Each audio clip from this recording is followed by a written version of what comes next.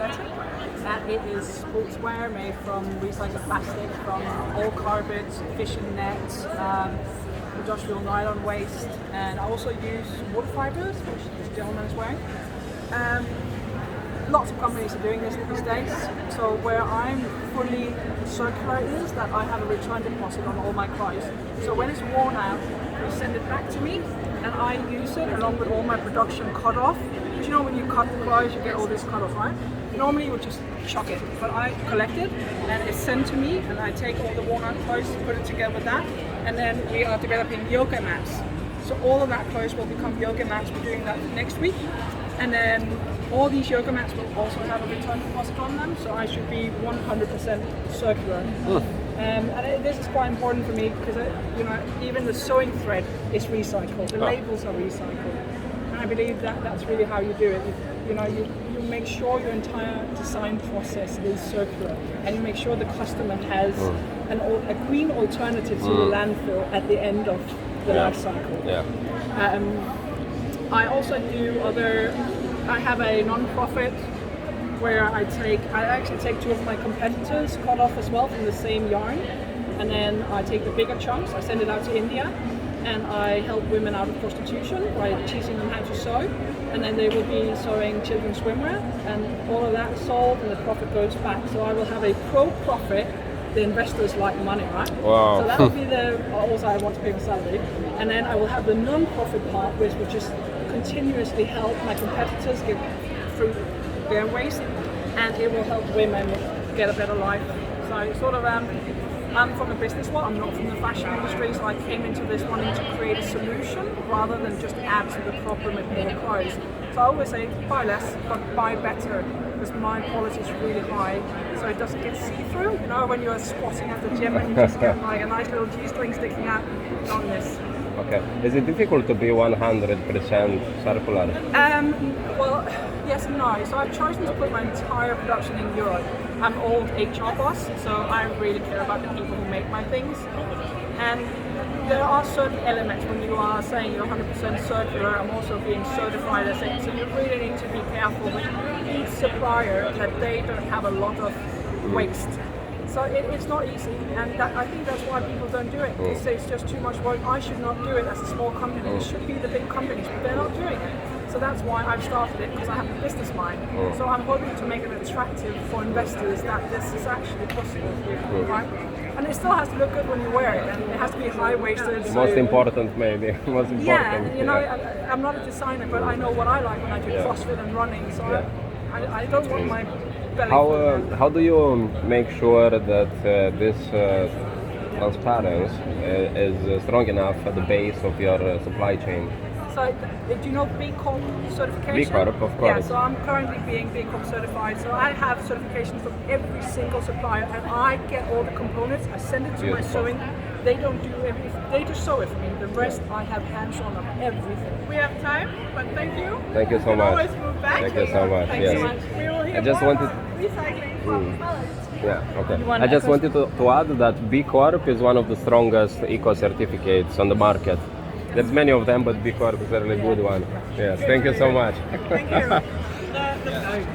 My name is Frederick, and I am the co-owner of the Danish Diazine.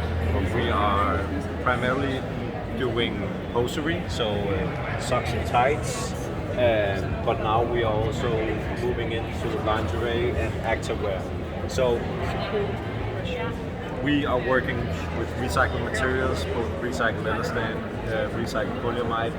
We are applying these materials across our product categories, and we are working with zero waste production in Italy, running on renewable energy, cleaning all the wastewater, reusing the wastewater, and really working with the most sustainable practices, and also with all the certifications you can have. So we have certifications for our yarns, we have for the production, we have for every single step of the way.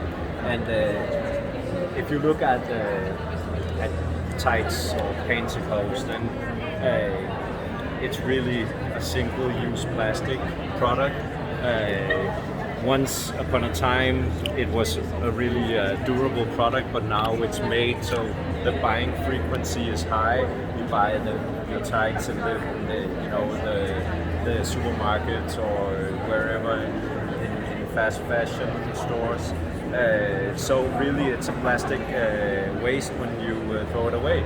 So what do you do with it when you throw it away? You throw it in the garbage bin, you throw it in the trash, and it ends up either in landfills with the micro plastic pollution, or it ends up in the incineration plant.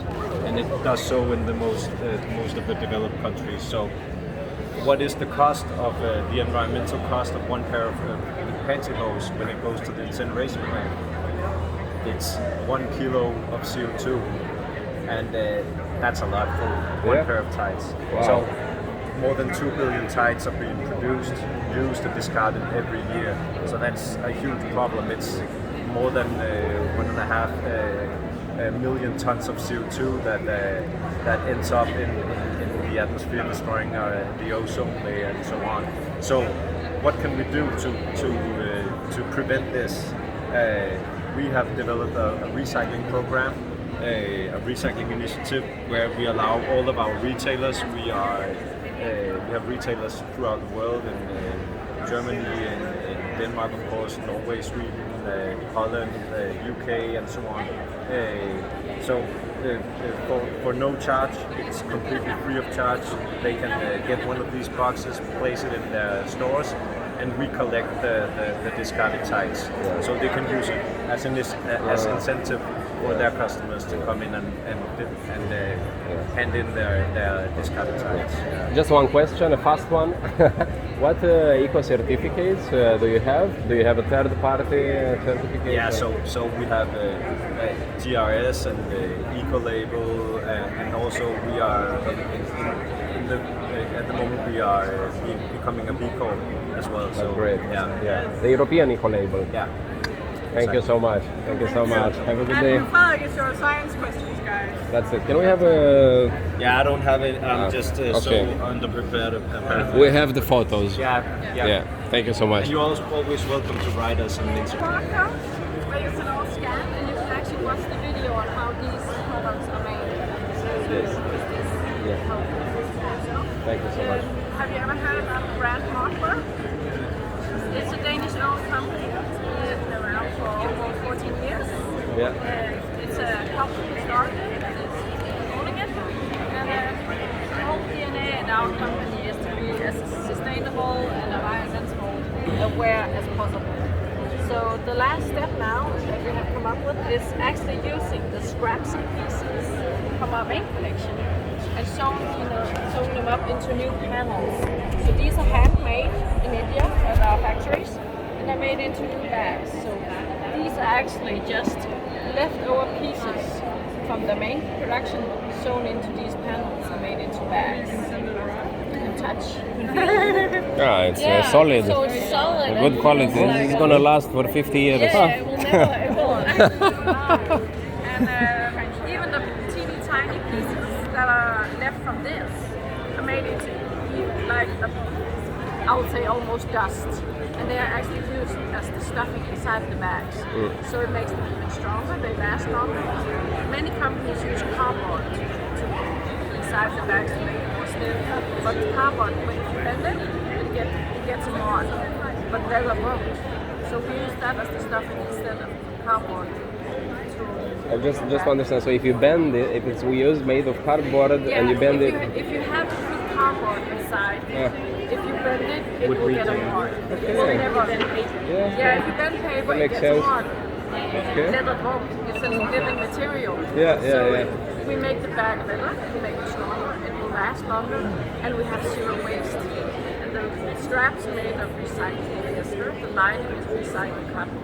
So and the last thing about this, that is actually from my point of view, the best part is that we make sure that our workers have work year round.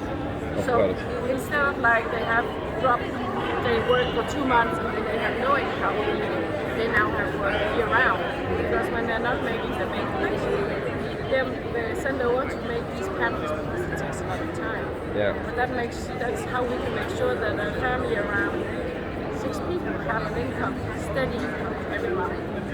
So it's not only a bag. Yeah, it's of actually course. also making sure that the workers have You are making a a steady income and ensure that they can feed their family. You are not making only an environmental impact, but also a big social impact exactly. on the fair And we lives want- of the employees. And also we make sure we have the best workers because we don't get new people in. They know what they're doing. And so it's a win-win for all. Lovely. Thank you so much. Thank you so much. Can we have a yes, yes, yes. This is my brand, and I work with upcycling. I only use discarded materials. So this is actually old tablecloth that were meant to be burned, that I upcycle with these botanical monoprints. So I collect wild plants, weeds in nature, and then I press them, and then I set the hand paint each plant, and then print it directly with this. So everything is one of a kind. This is my way of hiding traces of use. If there is a stain or something that will come off. This is my design or way of working with it. So it's a celebration for compound waste and to wild growing weeds that we normally look down upon, but that can be seen in another light. So I do interior and accessories and also starting clothing. What accessories are you making? Accessories? What accessories are you making? This thing. That's so cool. Yeah. Yeah. Hairbands and tote bags. Yeah, tote bags. Okay.